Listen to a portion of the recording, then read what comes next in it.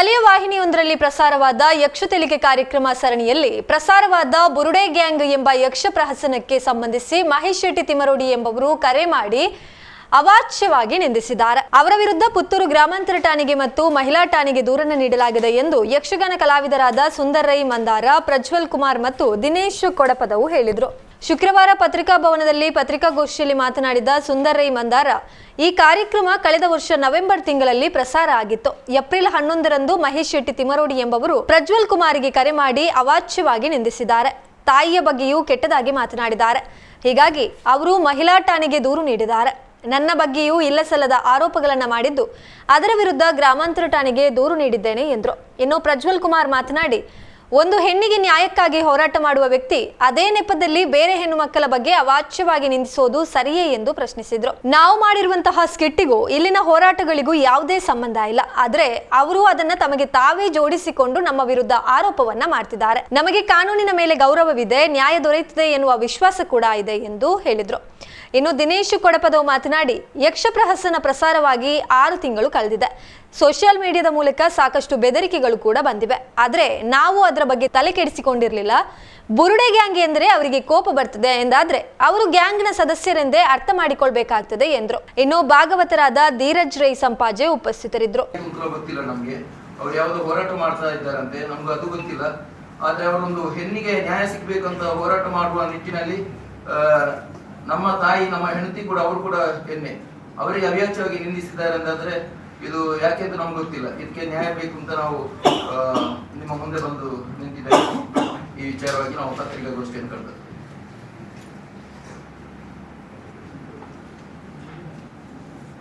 ಈ title ready ಮಾಡಿದ್ದೀಯಾ? Title ಎಲ್ಲದಕ್ಕೂ ಸ್ಕ್ರಿಪ್ಟ್ ಮಾಡೋದು ನಾನು ಮತ್ತೆ ಧೀರಜ್ ರೈಗಳು ಅದರ ಬಗ್ಗೆ ಪದ್ಯ ಬರೆಯುವುದು, ಮತ್ತೆ ನಾವೆಲ್ಲ ಕಳೆದ್ರು ಒಟ್ಟಾಗಿ ಕುಳಿತುಕೊಂಡು ಅದ್ರ ಬಗ್ಗೆ ಸಮಾಲೋಚನೆ ಮಾಡಿ ಅದರಲ್ಲಿ ಯಾವ್ದು ಬೇಡದ್ದುಂಟು, ಯಾವ್ದು ಬೇಕು, ಯಾವ್ದು ಸೇರಿಸ್ಬೇಕು ಎಲ್ಲ ಒಂದು ಮಾತಾಡಿ ನಾವು ಸ್ಕ್ರಿಪ್ಟ್ ಮಾಡಿದ್ವಿ.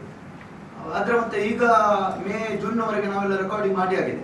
ಅದು ಮೊದಲೇ ಜೂನ್, ಜುಲೈ ತಿಂಗಳಲ್ಲಿ ನಾವು ಮಾಡಿರ್ತೇವೆ 1 ವರ್ಷಕ್ಕೆ ಬೇಕಾಗುವಷ್ಟು ಎಪಿಸೋಡ್ ಅಲ್ಲಿ. ಮತ್ತೆ ವಾರಕ್ಕೆ ಶುಕ್ರವಾರ ಇಲ್ಲದಿದ್ರೆ ಗುರುವಾರ ಅಲ್ಲಿಂದ ಕಾಲ್ ಮಾಡ್ತಾರೆ ಚಾನೆಲ್, ಮತ್ತೆ ಹೆಸರು ನಾವೇ ಕೊಡುದು. ಆ ಸಲ ಏನಾಗಿದೆ ಅಂತ ಹೇಳಿದ್ರೆ ನಾವು ಕುವೈಟಲ್ಲಿ ಇದ್ದೆವು, ನಾನು ಪ್ರಜ್ವಲ್ ಎಲ್ಲ. ನಮಗೆ ಕಾಲ್ ಮಾಡಿದ್ದಾರೆ, ಕಾಲ್ ಸಿಗ್ಲಿಲ್ಲ. ಆಮೇಲೆ ಅವರೇ ಹೆಸರಿಟ್ಟಿದ್ದಾರೆ. ನಾನು ಮತ್ತೆ ಹೋಟೆಲ್ಗೆ ಬಂದ ಮೇಲೆ ನನಗೆ ವೈಫೈ ಕನೆಕ್ಟ್ ಆದ ಮೇಲೆ ಅವರಿಗೆ ಫೋನ್ ಮಾಡುವಾಗ ಅವರು ಹೇಳಿದ್ರು, ನಾನು ಸುಬ್ರಹ್ಮಣ್ಯಕ್ಕೆ ಹೋಗ್ತಾ ಇದ್ದೇನೆ, ಅದು ಸ್ಕ್ರಿಪ್ಟ್ ಹೆಸರು ಮಾಡಿ ಆಗಿದೆ, ಏನ್ ಮಾಡ್ಲಿಕ್ಕೆ ಆಗುದಿಲ್ಲ ಅಂತ. ಆ ಸಂದರ್ಭದಲ್ಲಿ ಕೂಡ ನಾನು ಹೇಳಿದ್ದೇನೆ, ಇದೆಲ್ಲ ಬೇಡ ಅಂತ ಹೆಸರಲ್ಲ, ಅಂದ್ರೆ ಅದರಲ್ಲಿ ಗ್ಯಾಂಗ್ ಅಂತ ಹಾಕಿದ್ದಾರೆ. ನಾನು ಮಾಡುವ ಯಾವುದೇ ಹೆಸರಲ್ಲಿ ಇಂಗ್ಲಿಷ್ ಶಬ್ದ ಬರೆಯುವುದಿಲ್ಲ. ನಾವು ಯಕ್ಷಗಾನಕ್ಕೆ ಸಂಬಂಧಪಟ್ಟ ವಿಷಯ ಆದ್ದರಿಂದ ಅದಕ್ಕೆ ಹೆಸರು ಇಡುವಾಗ ಇಂಗ್ಲಿಷ್ ಯಾವುದೇ ಒಂದು ಶಬ್ದ ಬಳಕೆ ಮಾಡಲಿಲ್ಲ. ಈಗ ಒಂದು 200ರವರೆಗೆ ಎಪಿಸೋಡ್ ಉಂಟು, ಯಾವುದ್ರಲ್ಲಿ ಕೂಡ ಇಂಗ್ಲಿಷ್ ಶಬ್ದ ಇಲ್ಲ, ಅದರಲ್ಲಿ ಮಾತ್ರ ಇರುವುದು. ಆಮೇಲೆ ಅವರು ಹೇಳಿದ್ರು, ನನಗೆ ಈಗ ಎಡಿಟ್ ಮಾಡ್ಲಿಕ್ಕೆ ಆಗುದಿಲ್ಲ, ಸುಬ್ರಹ್ಮಣ್ಯಕ್ಕೆ ಯಾವುದೊಂದು ಸ್ಥಳಕ್ಕೆ ಹೋಗ್ತಾ ಇದ್ದೇನೆ ಅಂತೇಳಿ. ಆಮೇಲೆ ಆಯ್ತು ಅಂತೇಳಿ ಬಿಟ್ಟೆವು. ಅದು ಸಾಧಾರಣ ನವೆಂಬರ್ ತಿಂಗಳಲ್ಲಿ ಟೆಲಿಕಾಸ್ಟ್ ಆಗಿದೆ. ಇತ್ತೀಚೆಗೆ ಇವರು ಅದನ್ನು ಮೊನ್ನೆ ಒಂದು ವಾರಕ್ಕಿಂತ ಮುಂಚೆ 11 ತಾರೀಕಿಗೆ ಅದರ ಬಗ್ಗೆ ಮಾತಾಡಿದ್ದಾರೆ. ಬುರುಡೆ ಗ್ಯಾಂಗ್. ಹೌದು ಸರ್, ಅದು ಕಳೆದ ನವೆಂಬರ್ ತಿಂಗಳಲ್ಲಿ ಒಂದು ಮಡಿಕೇರಿ ಹತ್ರ ಒಂದು ಯಕ್ಷಗಾನ ಆಗಿತ್ತು, ಸಂಪಾಜೆ ಹತ್ತಿರ. ಅದರಲ್ಲಿ ನಾನು ಒಂದು ಬುರುಡೆದ್ದು ನಾನು ಕೌರವ ಸೈಂಧವದ ಪ್ರಸಂಗದಲ್ಲಿ ನಾನೊಂದು ಬುರುಡೆ ಹಿಡ್ಕೊಂಡು ಹೋಗುದು, ಕುರುಕ್ಷೇತ್ರದಿಂದ ಹೋಗುದು, ಅದೊಂದು ಸೀನ್ ಮಾಡಿದ್ದೆ. ಅದರ ಬಗ್ಗೆ ನಮಗೆ ನೀವು ತಮಾಷೆ ಮಾಡಿದ್ದೀರಿ ಅಂತೇಳಿ ಸಾಧಾರಣ ನನಗೆ ಒಂದು ರಾತ್ರಿ ಬೆಳಗಾಗುವವರೆಗೆ ಒಂದು 600-700 ಕಾಲ್ ಎಲ್ಲ ಬಂದಿದೆ.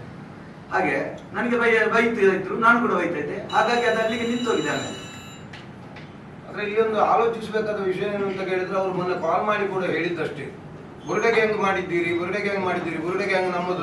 ಹಾಗಾದ್ರೆ ಅವರು ಬುರುಡೆ ಗ್ಯಾಂಗಿನವರು ಅಂತ ಹೇಳಿದ್ರೆ ಅದನ್ನು ಅವರೇ ಒಪ್ಪಿಕೊಂಡು ಆಗಾಯ್ತಲ್ಲ. ಈಗ ಪೌರಾಣಿಕ ಪ್ರಸಂಗದಲ್ಲಿ ಈ ಬುರುಡೆ ಇದನ್ನ ಹೇಗೆ ಅದನ್ನ ಕಲ್ಪನೆ ಮಾಡ್ತೀರಿ ಅಂತ, ಅದರಲ್ಲಿ ಏನಾದರೂ ಪುರಾಣದಲ್ಲೇ ಇದೆಯಾ ಬುರುಡೆ ಕಲ್ಪನೆ? ಅಂದ್ರೆ ಕುರುಕ್ಷೇತ್ರದ ರಣಾಂಗಣದಿಂದ ಒಬ್ಬ ಗೂಢಚಾರಕ ಬಂದು ಕೌರವನಲ್ಲಿ ಹೇಳುವುದು ಎಲ್ಲ ವಿಚಾರ. ರಣಾಂಗಣದಲ್ಲಿ ತಲೆ ಕಳೆದ ಮೇಲೆ ಅದು ತಲೆ ಬುರುಡೆ ಇರ್ಲೇಬೇಕಲ್ಲ ಅಲ್ಲಿ. ಅದು ಇಷ್ಟರವರೆಗೆ ಮಾಡಿದ್ದಾರೆ ಅಂತ ಹೇಳಿದ್ದಲ್ಲ, ಮಾಡಬಾರದು ಎನ್ನುವುದು ಏನು ಇಲ್ಲ ಅಂತ ನಾವು ಯಕ್ಷಗಾನದ ಬಗ್ಗೆ ತಿಳುವಳಿಕೆ ಉಳ್ಳವರಲ್ಲಿ ಮಾಹಿತಿ ತಗೊಂಡು ಅವತ್ತಿನ 1 ದಿವಸಕ್ಕೆ ಬೇಕಾಗಿ ಒಂದು ಏನಾದರೂ ಸ್ವಲ್ಪ ಗಿಮಿಕ್ಸ್ ಈಗಿನ ಯಕ್ಷಗಾನದಲ್ಲಿ ಬೇಕಾಗ ಅದಕ್ಕೆ ಬೇಕಾಗಿ ಮಾಡಿದ್ದು ಬಿಟ್ರೆ ಪ್ರಸಂಗದಲ್ಲಿ ಇಲ್ಲ, ಪ್ರಸಂಗದಲ್ಲಿ ಪದ್ಯದಲ್ಲಿ ಉಂಟು. ತಲೆಬುರುಡೆಗಳೆಲ್ಲ ಕಾಣ್ತಾ ಉಂಟು ಅಲ್ಲಿ ರಣಾಂಗಣದಲ್ಲಿ ಅಂತ ಕೌರವನಲ್ಲಿ ಬಂದು ಹೇಳಿದ್ದುಂಟು ದೂತ. ಆ ಕಾರಣಕ್ಕೆ ಬುರುಡೆಯನ್ನು ಹಿಡ್ಕೊಂಡು ಬಂದದ್ದು ಮಾಡಿದ್ದು. ಅಂದ್ರೆ ನಿಮ್ಗೆ ಈ ಬುರುಡೆಗಳಿಗೋಸ್ಕರ ಅಂದ್ರೆ ಆ ಬುರುಡೆ ಪ್ರಕರಣ ಹೆಚ್ಚು ವೈರಲ್ ಆಗ್ತಾ ಇದೆ, ಜನರನ್ನ ತಲುಪುವುದು ಅನ್ನೋ ಕಾರಣಕ್ಕೆ ಪ್ರಸಂಗದಲ್ಲಿ ಸೇರಿಸಿದ್ದಾರೆ. ಹೌದೌದು, ಅದು ತೋರಿಸಿದ್ದು ಅಂತ ಅಲ್ಲ, ಆದ್ರೆ ಆ ಪ್ರಸಂಗದ ಪ್ರತಿ ಉಂಟಲ್ಲ ಅದರ ಪದ್ಯಗಳಲ್ಲಿ ಉಂಟು. ಪ್ರತಿಯೊಂದು ಪ್ರಸಂಗದ ಪದ್ಯಗಳಲ್ಲಿ ಇವರು ಆ ಬುರುಡೆಗೆ ಎನ್ನುವುದರ ಅದಕ್ಕಿಂತ ಮೊದಲೇ ಬುರುಡೆ ಎನ್ನುವುದು ತಲೆ ಬುರುಡೆ ಎನ್ನುವ ಶಬ್ದ ಉಂಟಲ್ಲ ಪ್ರಸಂಗದಲ್ಲಿ. ಪಾರ್ತಿ ಸುಬ್ಬರು ಇವರಿಗಿಂತ ಮೊದಲು ಹುಟ್ಟಿದ್ದಲ್ಲ, ಇವರು ಹುಟ್ಟಿದ್ದ ನೋಡ್ಬೇಕಾಗ್ತದೆ. ನಮ್ಗೆ ಗೊತ್ತಿಲ್ಲ. ಅಲ್ಲ ಸರ್, ಅದು ಆ ಬುರುಡೆದು ಪ್ರಕರಣ ಮುಗ್ದಿದೆ. ಇದು ಇತ್ತೀಚೆಗೆ ಇದು ವಿಷಯ ಬೇರೆ. ನಾವು ನಮ್ಮ ಕುಟ್ಲ ಚಾನಲ್ ಅಕ್ಷತೆಲಿಕೆ ಅಂತ ಒಂದು ಮಾಡ್ತೇವೆ, 1 ಗಂಟೆ ಒಂದು ಪ್ರಹಸನ. ಅದರಲ್ಲಿ ಬುರುಡೆ ಗ್ಯಾಂಗ್ ಅಂತ ಹೆಸರಿಟ್ಟದಕ್ಕೆ ಇವರು ಫೋನ್ ಮಾಡಿ ಬೈದರು ನಮಗೆ. ಈಗ ಅದರ ಬಗ್ಗೆ ಅವರು ಹೇಳಿದ್ರಲ್ಲಿಯೂ ತೊಂದರೆ ಇಲ್ಲ, ಅದು ಅವರು ಹೇಳುವಂತ ವಿಷಯ, ಅವರಿಗೆ ಸಂಬಂಧಪಟ್ಟದ್ದು. ಯಾಕೆ ಅವರಿಗೆ ಕನೆಕ್ಟ್ ಆಯ್ತು ಗೊತ್ತಿಲ್ಲ. ಆಮೇಲೆ ನಮಗೆ ಬೈತಿದ್ರೆ ದೊಡ್ಡ ವಿಷಯ ಅಲ್ಲ, ಯಾಕಂತ ಹೇಳಿದ್ರೆ ನನ್ನದಂತ ತುಂಬಾ ವಿಷಯ ಉಂಟು. ನಾವು ಹೇಳುದು, ನಾವು ನಮ್ಮ ವೈಯಕ್ತಿಕ ವಿಷಯವನ್ನು ವೇದಿಕೆಯಲ್ಲಿ ಹೇಳ್ತೇವೆ, ಮತ್ತೆ ಕೆಲವು ನಡೆಯುವಂತ ವಿಷಯಗಳನ್ನು ಹೇಳ್ತೇವೆ, ಸಮಾಜದಲ್ಲಿರುವಂತಹ ಕೆಲವು ಸಮಸ್ಯೆಗಳನ್ನು. ಅದನ್ನೆಲ್ಲ ಕೆಲವು ಮಂದಿ ತಗೊಳ್ತಾರೆ, ವೈಯಕ್ತಿಕವಾಗಿ ತಗೊಂಡು ನಮಗೆ ಬೈತಾರೆ, ಕೆಲವು ಮಂದಿ ಕಮೆಂಟ್ ಹಾಕ್ತಾರೆ. ಅದನ್ನು ನಾವು ನೋಡುವುದಿಲ್ಲ, ಒಮ್ಮೊಮ್ಮೆ ನೋಡ್ತೇವೆ, ಮತ್ತೆ ಅದನ್ನು ನೋಡಿ ಅದರ ಹಿಂದೆ ಹೋಗ್ಬಿಟ್ಟು ಗುರುಸೋತಿಲ್ಲ. ಇದಂದ್ರೆ ಡೈರೆಕ್ಟ್ ಆಗಿ ನಮಗೆ ಬೈದಿದ್ರೆ ತೊಂದರೆ ಇಲ್ಲ, ನಮ್ಮ ಮನೆಯವರಿಗೆ ಬೈದಿದ್ದಾರೆ ನೋಡಿ ಸರ್. ನಾವು ಹಗಲು ಇರುಳು ದುಡ್ದು ನಾವು ಹೋಗಿ ನಮ್ಮ ಮನೆಯವರನ್ನು ನಾವು ಸಾಕುದು. ಹಾಗಿರುವಾಗ ನಮ್ಮ ಹೆಂಡತಿ ಬಗ್ಗೆ, ನಮ್ಮ ತಾಯಿ ಬಗ್ಗೆ ಎಲ್ಲ ಬೈಯುವಾಗ ಯಾರೋ ಅವರಿಗೆ ಅವರ ಜೊತೆಯಲ್ಲಿ ಮಲಗಿದಿ ಹುಟ್ಟಿದವರು ಇವರು ಹಾಗೆ ಹೀಗೆಂತೆಲ್ಲ ಮಾತಾಡೋದಿದ್ರೆ ನೋಡಿ. ಆದರೆ ಮತ್ತೊಂದು ಅದರಲ್ಲಿ ಆಡಿಯೋದಲ್ಲಿ ಹೇಳಿದ್ದಾರೆ, ಈಗ ಕೇಳಿಸ್ಬೋದು, ನೀವು ಕೇಳಿರ್ಬೋದು, ನಮಗೆ ಗೊತ್ತಿಲ್ಲ. ಅವರು ಹೇಳಿದ್ದಾರೆ 14 ವರ್ಷ ಆಯ್ತು ನಾನು ರೋಡಲ್ಲಿ ಇದ್ದೇನೆ, ಒಂದು ಹೆಣ್ಣು ಮಗಳಿಗೆ ನ್ಯಾಯ ತೆಗೆಸಿಕೊಡ್ಬೇಕು ಅಂತೇಳಿ. ಸರಿ ನ್ಯಾಯ ತೆಗೆದುಕೊಡ್ಬೇಕು, ಹೆಣ್ಣು ಮಕ್ಕಳಿಗೆ ನ್ಯಾಯ ಕೊಡ್ಬೇಕು. ಇಷ್ಟರವರೆಗೆ ನಾನು ಯಕ್ಷಗಾನದಲ್ಲಿ ಸಾಧಾರಣ 28-30 ವರ್ಷ ಆಗ್ತಾ ಬಂತು. ಈ ಪ್ರಕರಣ ಆಗಿ 13 ವರ್ಷ ಆಯ್ತು. ನಾನಾಗ್ಲಿ, ಪ್ರಜ್ವಲ್, ದಿನೇಶ್ ರೈ ಕಡಬ, ನಮ್ಮ ಟೀಮಿನವರು ಇಷ್ಟರವರೆಗೆ ಈ 13 ವರ್ಷದಲ್ಲಿ ಎಲ್ಲಿಯಾದ್ರೂ ಒಳ್ಳೆದಕ್ಕಾಗ್ಲಿ ಕೆಟ್ಟದಕ್ಕಾಗ್ಲಿ ಸೌಜನ್ಯ ಅಂತ ಹೇಳುವ ಒಂದು ಹೆಸರು ನಮ್ಮ ಬಾಯಿಂದ ಬಂದಿದ್ರೆ ನಾಳೆ ಅದರ ಬಗ್ಗೆ ನಾವು ಕ್ಷಮೆ ಕೇಳ್ತೇವೆ ಬಹಿರಂಗವಾಗಿ. ಇಷ್ಟರವರೆಗೆ ಎಲ್ಲಿಯೂ ಹೇಳಿಲ್ಲ. ಯಾಕಂತ ಹೇಳಿದ್ರೆ ಅದು ಹೇಳುದು ತಪ್ಪು, ಮತ್ತೆ ಇದು ನಮಗೆ ಸಂಬಂಧಪಡದ ವಿಷಯ ಅಂತ ಹೇಳುದು ನಮಗೆ ಗೊತ್ತುಂಟು. ಹಾಗಿರುವಾಗ ಇವರು ಯಾವುದೋ ಒಂದು ವಿಷಯ ಹಿಡ್ಕೊಂಡು ನಮ್ಮ ತಾಯಿಗೆಲ್ಲ ಬೈತಾರೆ ಅಂತ ಇದ್ರೆ ಇವರು ಯಾವ ರೀತಿಯಲ್ಲಿ ನ್ಯಾಯ ತೆಗೆಸಿಕೊಡ್ತಾರೆ ಸರ್? ಈಗ ಒಂದು ಹೆಣ್ಣಿಗೆ ಬೇಕಾಗಿ ನ್ಯಾಯ ತೆಗೆಸಿಕೊಡ್ಲಿಕ್ಕೆ ಹೊರಟವರು, ಹಾಗಾದ್ರೆ ಆ ಹೆಣ್ಣು ಮತ್ತೆ ಇವರ ಮನೆಯಲ್ಲಿರುವ ಹೆಣ್ಣು ಮಾತ್ರ ಪತಿವ್ರತೆ ಆಗಿರುವುದಾ? ಇವರು ಎಷ್ಟು ಮನೆ ಹೆಣ್ಣು ಮಕ್ಕಳನ್ನು ಇವರು ಬೇಡ ಕೆಟ್ಟ ಶಬ್ದದಲ್ಲಿ ಬೈತಾ ಇದ್ದಾರೆ. ಹಾಗಾದ್ರೆ ಸಮಾಜದಲ್ಲಿ ಇರುವುದೊಂದು 2-3 ಹೆಣ್ಣು ಮಕ್ಕಳು ಮಾತ್ರ ಪತಿವ್ರತೆಯರ? ಉಳಿದವರ ಮನೆಯ ಹೆಣ್ಣು ಮಕ್ಕಳೆಲ್ಲ ಒಳ್ಳೆಯವರಲ್ವಾ? ಈಗ ಕೊಡಪದವರೇ, ಹೇಳಿ ಸರ್. ಈಗ ನೀವು ಮಾಡಿದ ಪ್ರಹಸನಕ್ಕೆ ಅವರು ನಿಮ್ಗೆ ಬೈತಾ ಇದ್ದಾರೆ. ಈಗ ಆ ಸಂದರ್ಭ ಉಂಟಾಗಿದ್ದು ನೀವು ಮುಂದೆ ಆ ತರದ್ದು ಯಾವುದಕ್ಕೂ ಮಾಡಬಾರ್ದು ಅನ್ನೋ ಉದ್ದೇಶ ಅಂತ ನೀವು ಅಂದ್ಕೊಳ್ತೀರಾ? ಅಲ್ಲ ಇಲ್ಲಿಗೆ ನೀವು ಇಲ್ಲ ಇಂಥದ್ದು ಇನ್ನು ನಮಗೆ ಬೇಡ ಅಂತ ನೀವು ಕೂಡ ನಿಲ್ಲಿಸ್ತೀರಾ? ನಾವು ಯಕ್ಷತೆಲಿಕೆ ಕಾರ್ಯಕ್ರಮ ನಿಲ್ಲಿಸುವ ವಿಚಾರವಿಲ್ಲ ಸರ್. ಅದರಲ್ಲಿ ಬರುವ ಕೆಲವೊಂದು ವಿಷಯಗಳನ್ನ ಹೇಳ್ತಾ ಇದ್ದೀನಿ. ಈಗ ಸಮಾಜಕ್ಕೆ ಬೇಕಾದ ವಿಷಯಗಳನ್ನ ನೀವು ತುಂಬಾ ಕಠೋರವಾಗಿ ಹೇಳ್ತೀರಿ. ಅದನ್ನ ನೀವು ನಿಲ್ಲಿಸುವಂತ ಪ್ರಸಂಗ ಏನಾದ್ರು ಇದರಿಂದ ಮುಂದೆ ಆಗ್ತದ? ಅಲ್ಲ ಅದನ್ನ ಕಂಟಿನ್ಯೂ ಮಾಡ್ತೀರಾ? ಇಲ್ಲ ಇದು ನಾವು ನೋಡಿ, ವೈಯಕ್ತಿಕವಾಗಿ ಯಾರಿಗೂ ನಾವು ಟಾರ್ಗೆಟ್ ಮಾಡುವುದಿಲ್ಲ. ಹಾಗಂತ ಸಾರ್ವಜನಿಕವಾಗಿ ನಡೆಯುವಂತ ಕೆಲವು ವಿಷಯಗಳನ್ನು ಹೇಳ್ತಾ ಇದ್ದೇವೆ, ಇದಕ್ಕೆ ಮೊದಲು ಇನ್ನು ಹೇಳ್ತೇವೆ. ಮತ್ತೆ ಮಾಧ್ಯಮ ಮತ್ತೆ ಕಲೆ ಹೇಗೆ ಅಂತ ಹೇಳಿದ್ರೆ ಸಮಾಜದ 2 ಕಣ್ಣುಗಳಿದ್ದಾರೆ. ಸಮಾಜದ ಓರೆಕೊರೆಗಳನ್ನು ತಿದ್ದುವುದಕ್ಕೆ ಬೇಕಾಗಿ ಅದು ಇರುವುದಲ್ಲದೆ ವ್ಯಕ್ತಿಗತ ಸ್ವಾತಂತ್ರ್ಯ ಉಂಟು ಅಂತ ನಮಗೆ ಬೇಕಾದ್ದನ್ನು ನಾವು ಮಾಡಿದ್ರೆ ಜನಗಳು ಒಪ್ಪಿಕೊಳ್ಳುವುದಿಲ್ಲ. ಈಗ ಮಾಧ್ಯಮ ಆದ್ರೂ ಹಾಗೆ, ಅದನ್ನು ಯಾರು ಒಪ್ಪಿಕೊಳ್ಳುವುದಿಲ್ಲ. ಯಾಕಂದ್ರೆ ನೋಡುವ ಪ್ರೇಕ್ಷಕರೇನು ಅಷ್ಟು ಏನು ಗೊತ್ತಿಲ್ಲದವರಲ್ಲ. ಹಾಗಾಗಿ ನಾವು ಮಾಡುವುದು ಯಾವುದು ಒಳ್ಳೆಯದು ಯಾವುದು ಕೆಟ್ಟದ್ದು ಅಂತ ನೋಡಿದವರಿಗೆ ಗೊತ್ತುಂಟು. ಅದಕ್ಕೆ ಬೇಕಾದ ಕಮೆಂಟುಗಳ ಅಥವಾ ನಮಗೆ ಸಲಹೆಗಳನ್ನು ಚಾನಲಿಂದಲೂ ಕೊಡ್ತಾರೆ ಅಥವಾ ಹೊರಗಡೆಯಿಂದಲೂ ನಮಗೆ ಹೇಳುತ್ತಾರೆ. ಮತ್ತೆ ಒಬ್ಬ ವ್ಯಕ್ತಿಯ ವೈಯಕ್ತಿಕವಾಗಿ ನಾವು ಯಾರ ಹೆಸರನ್ನಾಗ್ಲಿ ಇಂಥ ಪರ್ಟಿಕ್ಯುಲರ್ ಇಂಥ ವ್ಯಕ್ತಿಯ ಹೆಸರು ಇದು ಅವನಿಗೆ ಸಂಬಂಧಪಟ್ಟ ಕಥೆ ಅಂತ ನಾವು ಇಷ್ಟರವರೆಗೆ ಯಾವುದನ್ನು ಮಾಡಲಿಲ್ಲ. ಯಾಕಂದ್ರೆ ಸ್ಕ್ರಿಪ್ಟ್ ಮಾಡುವಾಗ ಭಾಗವತರು ಇರ್ತಾರೆ, ಭಾಗವತರಿಗೂ ಗೊತ್ತಿದ್ದಂತ ವಿಷಯ. ಈಗ ನಿಮ್ಗೆ ಏನು ಮಾತಾಡ್ತಾರೆ, ಏನು ಅವರು ಫೋನ್ ನಲ್ಲಿ ಪ್ರಜ್ವಲ್ ಅವರು ಕಿದೂರಿನಲ್ಲಿ ಯಕ್ಷಗಾನ ಪ್ರದರ್ಶನ ಆಗ್ತಾ ಇರುವ ಸಂದರ್ಭದಲ್ಲಿ ಫೋನ್ ನಲ್ಲಿ ಮಾತಾಡಿದ್ದಾರೆ. ಅವರು ಇದನ್ನು ರೆಕಾರ್ಡ್ ಮಾಡಿಕೊಂಡಿದ್ದಾರೆ. ಅವರು ಎಲ್ಲಿಂದ ಮಾತಾಡಿದ್ದಾರೆ ಅಂತ ನಮ್ಗೆ ಗೊತ್ತಿಲ್ಲ. ಮತ್ತೆ ಜಾತಿಯ ಬಗ್ಗೆ ವೈಷಮ್ಯ ಬಿತ್ತುವಂತ ಕೆಲಸ ಕೂಡ ಮಾಡಿದ್ದಾರೆ. ನೀನು ಬಂದಾಗ ಬಿಟ್ನೆ ಏನಾದ್ರು ಜೈನ ಬಿಟ್ನೆ ಏನಾದ್ರು ಗೊತ್ತಾವಡು ಹೀಗೆಲ್ಲ ಭಾಷೆ ಪ್ರಯೋಗ ಮಾಡಿದ್ದಾರೆ. ಇದೆಲ್ಲ ತುಂಬಾ ಒಬ್ಬ ಸಮಾಜದಲ್ಲಿ ಸಾಧ್ಯ ಇಲ್ಲ. ನ್ಯಾಯ ಕೊಡಿಸುವಂತ ಯೋಗ್ಯತೆ ಇರುವಂತ ವ್ಯಕ್ತಿಯ ಬಾಯಲ್ಲಿ ಸುಸಂಸ್ಕೃತವಾದ ಶಬ್ದಗಳು ಬರಬೇಕು. ಈ ರೀತಿ ಅವ್ಯಾಚ್ಯವಾಗಿ ನಿಂದನೆ ಮಾಡುವುದಾದ್ರೆ ಕಲಾವಿದರು ನಾವು ಸಮಾಜದ ಆಸ್ತಿಗಳು. ನಾವು ಯಾವ್ದಾದ್ರು ಒಂದು ವಿಚಾರವನ್ನು ಇಟ್ಟುಕೊಂಡು ಸಮಾಜಕ್ಕೆ ಯಾವ್ದಾದ್ರು ಒಂದು ಸಂದೇಶವನ್ನು ಕೊಡ್ತಾ ಇದ್ದೇವೆ. ನಮ್ದು 150-200 ಎಪಿಸೋಡ್ ಆಯ್ತು. ಪ್ರತಿಯೊಂದು ವಿಚಾರವನ್ನು ತೆಗೆದುಕೊಂಡು ಕೊನೆಗೆ ಯಾವ್ದಾದ್ರು ಒಂದು ಒಳ್ಳೆಯ ಸಂದೇಶವನ್ನು ಈ ಮುಖಾಂತರ ಕೊಡ್ತಾ ಇದ್ದೇವೆ ನಾವು. ಈಗ ನಿಮ್ಮ ಒತ್ತಾಯ ಏನು? ಈಗ ಇಬ್ರು ಕೂಡ ನೀವು ಈಗ ಪುತ್ತೂರು ಗ್ರಾಮ ಇದರಲ್ಲಿ ಅಂತ ಮಹಿಳಾ ಠಾಣೆಯಲ್ಲಿ ಮತ್ತೆ ಪುತ್ತೂರು ಗ್ರಾಮಾಂತರ ಠಾಣೆ 2 ಠಾಣೆಯಲ್ಲಿ ಸಹ ನೀವು ಇದು ಕೊಟ್ಟಿದ್ದೀರಿ, ಹೌದು. ಪ್ರಕರಣ ದಾಖಲೆ ಮಾಡಿದ್ದೀರಿ. ಹೌದು. ಒತ್ತಾಯ ಏನು? ಅವರನ್ನು ಅರೆಸ್ಟ್ ಮಾಡಬೇಕು, ಏನು ಎಂತ ಒತ್ತಾಯ ಮಾಡ್ತೀರಿ? ಹೌದು ಸರ್, ನಮ್ಗೆ ನ್ಯಾಯ ಕೊಡ್ಬೇಕಲ್ಲ ಸರ್. ನಮಗೆ ಕಾನೂನಿನ ಮೇಲೆ ಗೌರವ ಇರುವವರು ನಾವು ಕಲಾವಿದರು. ಮತ್ತೆ ಅದು ಈಗ ಏನಾಗಿದೆ ಅಂತ ಕೇಳಿದ್ರೆ, ಕಲಾವಿದರಿಗೆ ಬೈಯುವುದು ಅಂತ ಹೇಳಿದ್ರೆ ಎಲ್ರಿಗೂ ಒಂದು ಇದು ಫ್ಯಾಷನ್ ಆಗಿದೆ ಈಗ, ಹವ್ಯಾಸ ಒಂದು. ಹೌದು. ಅಂದ್ರೆ ಕಲಾವಿದ ಅಂತ ಹೇಳಿದ್ರೆ ಯಾರು ಬೇಕಾದ್ರೂ ಮಾತಾಡ್ಬಹುದು ಅಂತ ಅವನ ಬಗ್ಗೆ. ನಾವು ಇದನ್ನು ಖಂಡಿಸದೇ ಇದ್ರೆ ಸರ್ ಮುಂದೆ ಇದು ಮುಂದುವರಿತದೆ. ಯಾಕಂದ್ರೆ ಕಲಾವಿದರೆಲ್ಲ ಕಾತಿರ್ತೀರಿ, ಮಣಿತೀರಿ, ಹೆಂಚಿನ ಬೋರ್ಲ ಮಲ್ಕೊಳ್ಳಿ ಅನ್ನುವಂತ ಮನೋಭಾವನ ಅವರಲ್ಲಿ ಬೆಳೀತದೆ. ಅದಕ್ಕಾಗಿ ನಾವು ನಿಮ್ಮದೊಂದು ಸಂಘ ಇದೆ, ಏನು? ಸಂಘದ ಪಾತ್ರ ಏನಿರುತ್ತೆ? ನಿಮ್ಮದೊಂದು ಸಂಘ ಇದೆ ಅಲ್ವಾ? ಹಾ. ಯಕ್ಷಗಾನ ಕಲಾವಿದರ ಸಂಘ ಅಥವಾ ಯಕ್ಷಗಾನ ಸಂಘ ಇದೆ ಅಲ್ವಾ? ಹೌದು. ಸಂಘಕ್ಕೆ ಏನಾದ್ರು ಕಂಪ್ಲೇಂಟ್ ಮಾಡಿದ್ದೀರಾ? ಇಲ್ಲ ಮೇಡಮ್. ಈಗ ಸಂಘ ಇದರಲ್ಲಿ ಇಂಟರ್ಫಿಯರ್ ಆಗಲ್ವಾ? ಇಲ್ಲ, ನಾವು ಯಾರನ್ನ ಬಗ್ಗೆ ಕೇಳಿಕೊಂಡಿಲ್ಲ. ನಾವು ಪೊಲೀಸ್ ಕಂಪ್ಲೇಂಟ್ ಕೊಟ್ಟಿದ್ದೇವೆ, ಕಾನೂನಿನ ಅಡಿಯಲ್ಲಿ ನಾವು ಹೋಗ್ತಾ ಇದ್ದೇವೆ. ಈಗ ಡೈಲಾಗ್ ಇರುತ್ತೆ, ಅದು ಚೌಕಟ್ಟಿನ ಒಳಗೇನೆ ಇರಬೇಕು ಹೊರತು ಅದು ಕೆಲವರಿಗೆ ಗಾಸು ಮಾಡ್ತಾ ಅವರಿಗೆ ನೋವುಂಟು ಮಾಡಿ ಕೆಲವೊಂದು ಬೇರೆ ಬೇರೆ ಆಂಗಲ್ ಅಲ್ಲಿ ತೆಗೆದು ಅದೆಷ್ಟು ಮಟ್ಟಿಗೆ ಸರಿ ನೋಡಿ ಸರ್, ಅದು ಯಕ್ಷತೆಲಿಕೆಯನ್ನು ಇದು ಟೆಲಿಕಾಸ್ಟ್ ಆಗುವಾಗ ಅದರ ಮುಂದೆ ಪೋಸ್ಟರ್ ಹಾಕ್ತೇವೆ. ಈ ಸಂಚಿಕೆಯಲ್ಲಿ ಬರುವ ಎಲ್ಲ ಪಾತ್ರಗಳು, ಎಲ್ಲ ಸನ್ನಿವೇಶಗಳು ಎಲ್ಲವೂ ಕಾಲ್ಪನಿಕ, ಇದನ್ನು ಹಾಸ್ಯವಾಗಿ ಸ್ವೀಕರಿಸಿಕೊಂಡು ನಾವು ಮಾಡ್ತೇವೆ. ಮತ್ತೆ ಆ ಕಾರ್ಯಕ್ರಮ ನಿಮಗೆ ಸಂಪೂರ್ಣವಾದಂತಹ ಯಕ್ಷಗಾನ ಅಂತ ನಾವು ಎಲ್ಲಿಯೂ ಹೇಳಿಲ್ಲ. ಯಕ್ಷಗಾನ ಅಂತ ಹೇಳಿದ್ರೆ ಅದನ್ನು ಅದೇ ರೀತಿ ರಿಸೀವ್ ಮಾಡ್ಕೊಳ್ತಾರೆ, ತೆಗೊಳ್ತಾರೆ ಅಲ್ವಾ? ಹೌದು ಸರ್ ನೋಡಿ, ನಾವು ಪೌರಾಣಿಕ ಪ್ರಸಂಗದಲ್ಲಿ ಅದಕ್ಕೊಂದು ಚೌಕಟ್ಟುಂಟು, ಹೀಗೆ ಇರಬೇಕು, ಹೀಗೆ ಮಾಡಬೇಕು. ಅದರಲ್ಲಿ ನಾವೆಲ್ಲ ವೇಷ ಮಾಡುವಾಗ ಇಷ್ಟರವರೆಗೆ ಅಂಥದ್ದು ಯಾವುದನ್ನು ಅಸಂಬಂಧ ಎಲ್ಲ ನಾವು ಸೇರಿಸುವುದಿಲ್ಲ. ಇದಂದ್ರೆ ತುಳು ಪ್ರಸಂಗ. ತುಳು ಪ್ರಸಂಗದಲ್ಲಿ ಇದು ಮನೋರಂಜನೆಗೆ ಎಂತ ಮಾಡುವುದು ಅಂತೇಳಿ ಯೋಚನೆ ಮಾಡಿ ನಾವು ಅಂಥದ್ದನ್ನೆಲ್ಲ ಕೆಲವು ಶಬ್ದಗಳನ್ನೆಲ್ಲ ಬಳಕೆ ಮಾಡ್ತೇವೆ. ಸರಿ, ಮನೋರಂಜನೆ ಮಾಡಬಹುದು, ಇನ್ನೊಬ್ಬರಿಗೆ ಇಲ್ಲ, ಇನ್ನೊಬ್ಬರಿಗೆ ನಾವು ಇಲ್ಲ ಸರ್, ಇನ್ನೊಬ್ಬರಿಗೆ ನಾವು ಮಾಡುವ ವಿಷಯ ಇಲ್ಲ. ನಾವು ಮಾಡುವ ಎಪಿಸೋಡ್ ಅಲ್ಲಿ ನೋಡಿ, ನಾವು ಬುರುಡೆ ಅನ್ನುವ ಶಬ್ದವನ್ನು ಪ್ರಯೋಗ ಮಾಡಿದ್ರಿಂದ ಇವರಿಗೆ ಅದು ಕನೆಕ್ಟ್ ಆಗ್ತದೆ ನಮ್ಗೆ ಗೊತ್ತಿಲ್ಲ. ಇವರ ವಿಚಾರ ಅಲ್ಲ, ಬೇರೆ ಅಲ್ಲ ಸರ್, ಹೋರಾಟ ಮಾಡ್ತಾ ಇರ್ತಾರೆ. ಇಲ್ಲ ಸರ್, ಯಾರು ಮಾಡಿಲ್ಲ ಇಷ್ಟವರೆಗೂ. ಇಷ್ಟವರೆಗೆ ಈಗ ಹಾಗೆ ಇದ್ರೆ ನಮ್ಮದು 180 ಎಪಿಸೋಡ್ ಆಯ್ತು. ಮಾಡ್ಬೋದಿತ್ತಲ್ಲ, ಈಗ ವಿರೋಧ ಮಾಡ್ಬೇಕಿತ್ತಲ್ಲ. ಇದು 6 ತಿಂಗಳ ಮುಂಚೆ ಟೆಲಿಕಾಸ್ಟ್. ಹೌದು, ನವೆಂಬರ್ ಅಲ್ಲಿ ಆಗಿರ್ಬೋದು ಸರ್ ಟೆಲಿಕಾಸ್ಟ್ ಆಗಿರ್ಬೋದು. ಇಲ್ಲ, ನಿನ್ನೆ ಮೊನ್ನೆ 11ನೇ ತಾರೀಕಿಗೆ. ಹೌದು. ಈಗ ಕಲಾವಿದರಿಗೆಲ್ಲ ಅನ್ಯಾಯ ಆದಾಗ ನೀವು ಕಲಾವಿದರಿಗೆ ಸಪೋರ್ಟ್ ಮಾಡ್ತೀನಿ ಅಂತ ಮೊನ್ನೆ ಅಶೋಕ್ ಭಟ್ರು ಉಜಿರೆ ಅವರು ಏನೋ ಪ್ರೇಕ್ಷಕರ ಬಗ್ಗೆ ಹೇಳಿದಾಗ ಅನೇಕ ಮೇಳಗಳಲ್ಲಿ ಅಥವಾ ಯಕ್ಷಗಾನ ನಾಟಕಗಳಲ್ಲಿ ಅಶೋಕ್ ಭಟ್ರನ್ನ ಡೌನ್ ಮಾಡಿ ಅಥವಾ ಇದನ್ನ ಸಪೋರ್ಟ್ ಮಾಡಿ ಇದೆ ಅಂತ ಹೇಳಿ ಮಾಡಿರ್ತಾರೆ.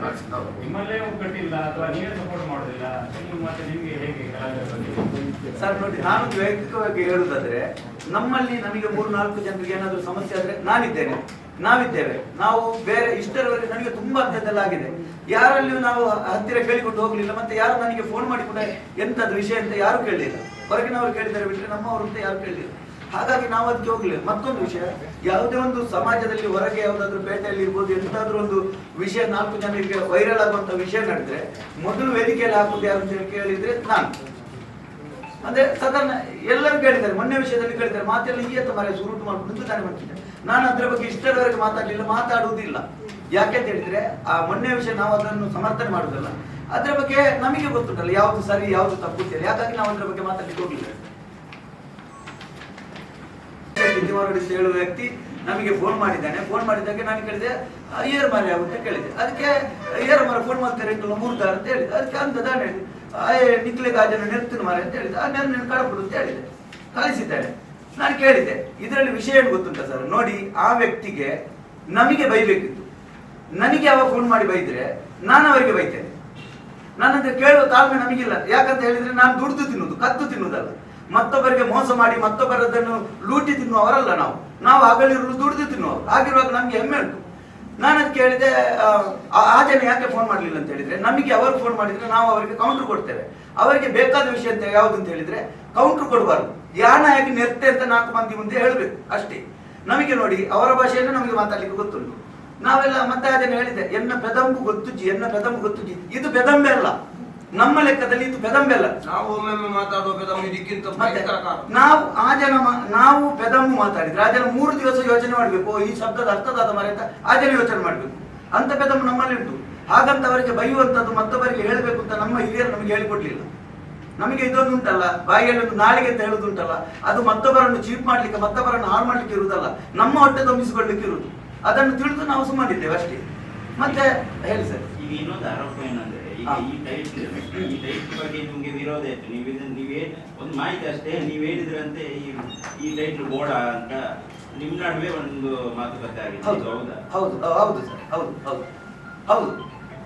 ಯಾಕಂದ್ರೆ ನಾವು ಕೋರ್ಟಲ್ಲಿ ಆರೋಪ ಏನಂದ್ರೆ ಇನ್ನೊಬ್ಬರು ನಿಮ್ಗೆ ಒತ್ತಡಪೂರ್ವಕವಾಗಿ ಅಲ್ಲ, ಒತ್ತಡ ಅವರು ಎಡಿಟರ್ ಅವರೇ ಕಲ್ಪನೆ ಅವರು ಹಾಕಿ ಆಗಿದೆ, ಅವರ ಹೆಸರು ಹಾಕಿ ಆಗಿದೆ. ಅವರಿಗೂ ಗೊತ್ತಿಲ್ಲ ಇದ್ರ ಬಗ್ಗೆ ಇದಿಲ್ಲ, ಅವರು ಹಾಕಿ ಆಗಿದೆ, ಅವರು ಇರ್ಲಿಲ್ಲ. ಮತ್ತೆ ನಾನು ಕೇಳಿದ್ದು ಎಂದು ಉದಾರ ಚೇಂಜ್ ಮಾಡ್ತಾರೆ, ಇಚ್ಛೆ ಅಂತ ಸುಬ್ರಹ್ಮಣ್ಯ ಗೋಡೆ ಪೋದಿಲ್ಲ ಅಂತ ಅವರು ಹೇಳಿದ್ರು ನನಗೆ. ಹಾಗೆ ಹೌದು ಹೌದು. ಹಾಗಾಗಿ ಅದರಲ್ಲಿ ಅವರ ತಪ್ಪು ಇಲ್ಲ, ನಮ್ಮ ತಪ್ಪಿಲ್ಲ. ನಾವಂದ್ರೆ ದೂರದಲ್ಲಿದ್ದೆವು. ಸರಿ, ಹಾಗಾದ್ರೆ ಈಗ ನಿಮಗೆ ಬುರುಡೆ ಗ್ಯಾಂಗ್ ಅಂತ ಶೀರ್ಷಿಕೆ ಕೊಟ್ಟ ಬಗ್ಗೆ ನಿಮಗೆ ವಿಷಾದ ಇದೆಯಾ? ಯಾವ ಸರ್? ಈಗ ಬುರುಡೆ ಗ್ಯಾಂಗ್ ಅಂತ ಯಕ್ಷಗಾನ ಶೀರ್ಷಿಕೆ ಕೊಟ್ಟು ಮಾಡಿದ್ದಕ್ಕೆ ನಿಮಗೆ ವಿಷಾದ ಇದೆಯಾ? ನೋಡಿ ಸರ್, ನಮ್ಮಲ್ಲಿ ಅವರು ನೇರವಾಗಿ ಕೇಳಿ ನಿಖಿಲ್ ಮಲ್ತನ ತಪ್ಪತ್ತ ಮಾರಾಯ ಅಂತ ಹೇಳ್ತಿದ್ರೆ ನಿಜವಾಗಿಯೂ ನಮಗೆ ವಿಷಾದ ಇರ್ತಿತ್ತು. ಈ ರೀತಿಯೆಲ್ಲ ಕೆಟ್ಟದ್ದು ಬೈದ ಮೇಲೆ ನಮಗೆ ವಿಷಾದ ಇರ್ತದ?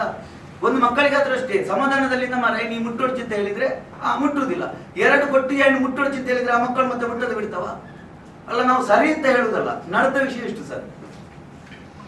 ಈಗ ಹೇಳುದು 4 ವರ್ಷದಲ್ಲಿ ನೀವು ಮಾಡಿದ ಪ್ರಸಂಗಗಳಲ್ಲಿ ನಿಮ್ಗೆ ಇದುವರೆಗೆ ಈ ತರದ ತೊಂದರೆ ಆಗ್ಲಿಲ್ಲ, ಈ ಒಂದು ಇದರಲ್ಲಿ ಮಾತ್ರ ಈ ತರ ತೊಂದರೆ ಆಯ್ತು. ಇಲ್ಲ ಸರ್, ಅದು ಅವರೇನೋ ಯೋಚನೆ ಮಾಡಿಕೊಂಡು ಆದದ್ದು ಅಂತ ನೀವು ಹೇಳ್ತಾರೆ. ಇಲ್ಲ ಸರ್, ಅವರು ಹೇಳ್ತಿದ್ರೆ ಅವರಿಗೆ ಘಾಸಿ ಆಗಿದೆ, ಅವರ ಮನೋಧರ್ಮಕ್ಕೆ ತೊಂದರೆ ಆಗಿದೆ. ಅದನ್ನು ನಾವು ಅದರ ಬಗ್ಗೆ ಮಾತಾಡುದಿಲ್ಲ. ನಮಗೆ ಬೈತಿದ್ರೆ ಮಾತಾಡ್ತಿಲ್ಲ. ನಮ್ಮ ಮನೆಯವರಿಗೆ ಬೈಯುವ ಹಾಕೊಂಡಿವರಿಗೆ ಯಾರು ಕೊಟ್ಟಿದ್ದಾರೆ? ಮತ್ತೊಂದು ವಿಷಯ ಹೇಳಿದ್ದಾರೆ, ನಮ್ಮ ತಾಯಿ ಬಗ್ಗೆ, ನಮ್ಮ ಹೆಂಡತಿ ಬಗ್ಗೆ ಎಲ್ಲ ಹೇಳಿದ್ದಾರೆ. ನೋಡಿ, ಹೇಳುವವರು ಯಾರು? ಹೇಳುವವರ ಬಗ್ಗೆ ಯೋಚನೆ ಮಾಡಬೇಕು. ನಾವು ದಿವಸ ಮನೆಗೆ ಹೋಗ್ತೇವೆ, ನಾವು ದಿವಸ ಕೊಂಡೋಗಿ ನಮ್ಮ ಮನೆಗೆ ಹಾಕ್ತೇವೆ. ನಮ್ಮ ಹೆಂಡತಿ, ನಮ್ಮ ತಾಯಿಯನ್ನು, ನಮ್ಮ ಮಕ್ಕಳನ್ನು ನಾವು ಮನೆಯಲ್ಲಿ ಸಾಕ್ತೇವೆ. ಅಂತದ್ರಲ್ಲಿ ವರ್ಷದಲ್ಲಿ 360 ದಿವಸದಲ್ಲಿ 300 ದಿವಸಕ್ಕೂ ಮನೆ ಹತ್ತಿರ ಸೋಕಾದವರು ನಮ್ಮ ಮನೆಯ ಬಗ್ಗೆ ಮಾತಾಡುದು. ಮೊದಲು ಅವರ ಮನೆಯನ್ನು ನೋಡ್ಬೇಕಲ್ಲ ಸರ್. ಈಗ ನಮ್ಗೆ ಅಂದ್ರೆ ನಿಮ್ಮ ಯಕ್ಷತೆಲಿಕೆಯ ಬುರುಡೆ ಗ್ಯಾಂಗ್ ಪ್ರಹಸನದಲ್ಲಿರುವಂತಹ ವಿಚಾರಗಳು ಧರ್ಮಸ್ಥಳಕ್ಕೆ ಪ್ರಕರಣದ ಬುರುಡೆ ಗ್ಯಾಂಗ್ ಪ್ರಕರಣಕ್ಕೆ ಸಂಬಂಧಿಸಿದ ವಿಚಾರವನ್ನೇ ಅಲ್ಲಿ ತೋರಿಸಿದ ಅಥವಾ ಬೇರೆ ಇಲ್ಲ?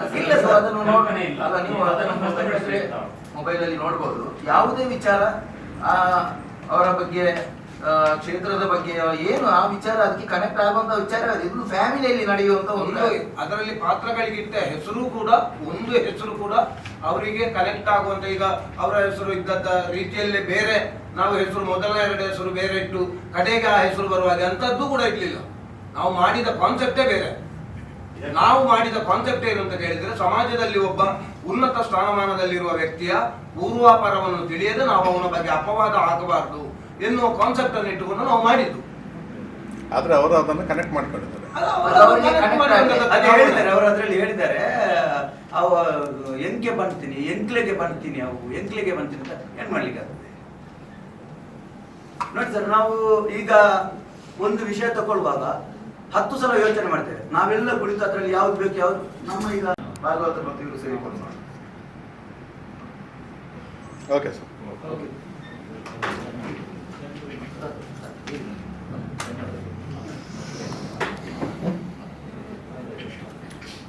ಸೇರಿದಂತಹ ಎಲ್ಲರಿಗೂ ಪತ್ರಿಕಾ ಮಾಧ್ಯಮದವರಿಗೆ ನಮಸ್ಕಾರವನ್ನು ತಿಳಿಸುತ್ತಾ, ವೈಯಕ್ತಿಕವಾಗಿ ನಮಗೆ ಘಾಸಿ ಮಾಡಿದ ಕಾರಣ ನಾವಿಲ್ಲಿ ಸೇರಬೇಕಾಯಿತು.